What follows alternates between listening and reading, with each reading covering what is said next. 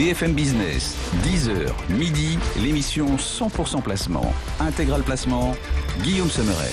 Giovanni Philippot est avec nous depuis Bourse Direct. Bonjour Giovanni. Pour nous aider à anticiper la suite de cette séance. Pour l'instant, ça se passe tranquillement, Giovanni. Le CAC 40 est quasi stable à 4942 points en ce moment. Oui, c'est très stable. C'est une fin de mois, donc pour l'instant on se maintient bien. Peut-être qu'on essaye de terminer le mois de juin et donc le semestre de la meilleure des façons sur le cash. Il y a peut-être aussi, si vous voulez, cet effet-là. Bon, après, c'est sûr que le dénouement de la crise, tout le monde a conscience que le dénouement de la crise liée au Covid est loin d'être certain, que les répercussions négatives vont continuer à se propager au cours des semaines et des mois à venir, ce qui explique en grande partie l'évolution en dents de scie des marchés depuis leur reprise technique, et notamment depuis mi-juin. On voit depuis mi-juin, on a des hausses, des baisses d'une journée à l'autre, mais on peut dire tout de même que les indices vacillent mais ne cèdent pas au flux alarmiste de ces derniers jours et même de ces dernières heures, parce que là, maintenant, on craint avec la grippe porcine en Chine, oui. l'OMS qui en remet une couche et qui nous avertit que le plus dur est peut-être pas derrière nous, mais est peut-être encore devant. On a aussi quand même eu des super chiffres au niveau de la consommation des ménages en France. Ça fait quand même du bien. J'arrondis, plus 36% en mai contre moins 19% en avril. On voit que le déconfinement quand même joue son rôle et joue son effet, si vous voulez, dans la reprise de la consommation, avec des prix qui se tassent tout de même. C'est vrai qu'on a une inflation qui est relativement molle, mais pour l'instant, on va dire que de ce point de vue-là, ça va, et également du côté des taux. Donc moi, j'ai pas d'a priori particulier. Sur le papier, je pense que le potentiel de reprise est toujours supérieur à moyen terme et d'ici à la fin de l'année. Voilà, on peut dire que tant que le futur juillet reste au-dessus de 4773 en basse clôture et le cash au-dessus de 4704, on n'a pas de raison de s'inquiéter. Les objectifs de moyen terme, on les situe nous aux alentours de 5002, 5003 pour arrondir. Voilà, et sur le court terme, on travaille toujours les replis, à l'achat les replis, quelles que soient les valeurs, quels que soient les secteurs. Lorsqu'il y a un repli, on achète plutôt, si vous voulez, de la grosse cap. Sur la plupart des secteurs, on n'a pas vraiment, si vous voulez, de préférence. Toutes les valeurs ont encore un potentiel pour moi supérieur. Mis à part peut-être, si vous voulez, le secteur pétrolier qui est un petit peu plus compliqué, mais sinon pour le reste, on achète les replis, ce qu'on a fait encore la semaine dernière.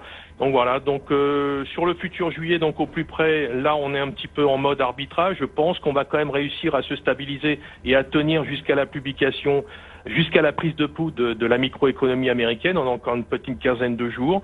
Voilà, donc beaucoup de bruit, beaucoup de mauvaises nouvelles, mais des marchés qui tiennent quand même bien. Donc des marchés qui font la chasse aux fantômes assez facilement, c'est vrai, aidés par les banques centrales. Donc un billet acheteur au-dessus de 48,66, la zone d'arbitrage 48,66, 49,56. Voilà, donc l'euro-dollar relativement stable, on est toujours haussier tant qu'on reste au-dessus de 1,11. Un pétrole qui a un potentiel limité pour moi, la zone 40-47, à mon avis, devrait bloquer encore un certain temps. Voilà, mais on peut également acheter les replis s'ils sont marqués. Et puis une petite tendance haussière qui est en train de se dessiner à nouveau sur l'or, à des plus hauts de 7 ans, une tendance haussière au-dessus pour moi de $1,700 et surtout au-dessus de 1740. Et je pense qu'on peut viser 1930. Il y a un potentiel qui est non négligeable. Et vous parliez des marchés américains.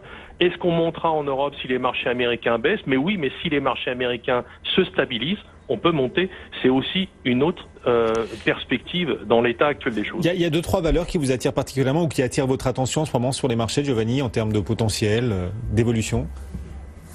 Écoutez, nous on a travaillé un petit peu le secteur automobile ces derniers jours, par exemple un titre comme Faurecia, par exemple, mais on a aussi travaillé des titres comme Sodexo, Schneider, Legrand. Voilà, ça fait partie des valeurs qu'on a travaillé un petit peu ces derniers jours sur le repli. On n'a pas vraiment de préférence, même le luxe. On a racheté un peu du Kering sur une phase de repli ces derniers jours. Pour l'instant, on a des configurations, que ce soit au niveau indiciel ou que ce soit au niveau valeur, qui donnent cette perspective d'une nouvelle vague haussière.